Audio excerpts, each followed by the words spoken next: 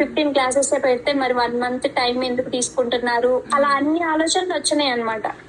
అట్లా ఇంకా class start అయిన తర్వాత మీరు ప్రాక్టీస్ కి అని చెప్పిన తర్వాత నాకు నిదానంగా ప్రాక్టీస్ కి చేస్తూ చేస్తూ నాకు అనిపించింది ఉండాలి ఇలాంటి ఒక డే క్లాస్, ఒక డే ప్రాక్టీస్ కి ఇలా ఉంటేనే బాగుంటది. లేదంటే మనం ప్రాక్టీస్ చేసుకోవడానికి ఇప్పుడు ఇంట్లో పిల్లలు, ఇంట్లో పని అంతా ఉంటే మనకి కుదరదు కదా మేడం.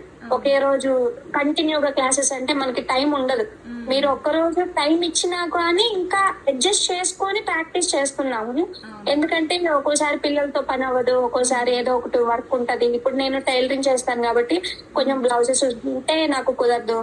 అలా మీ క్లాస్ ఇంకా అటెండ్ అవుతాను 1 hour లో అనంగా నేను అన్ని ముగించేసుకొని వచ్చి ముందు రోజు ఇచ్చిన అసైన్మెంట్ అంతా చేసి అప్పటికప్పుడు లాస్ట్ లో నేను అసైన్మెంట్ పెడతాను. మా బావ అంటాడు అనమాట, నువ్వు ఇంకా పెట్టలేదు, అందరు పెట్టారు, అందరు ఈ మేడం వెరీ గుడ్ అంటున్నారు, నిన్న అన్నారా అని మా చిన్న బాబు అడిగేవాడు. వచ్చి పక్కన కూర్చునేవాడు.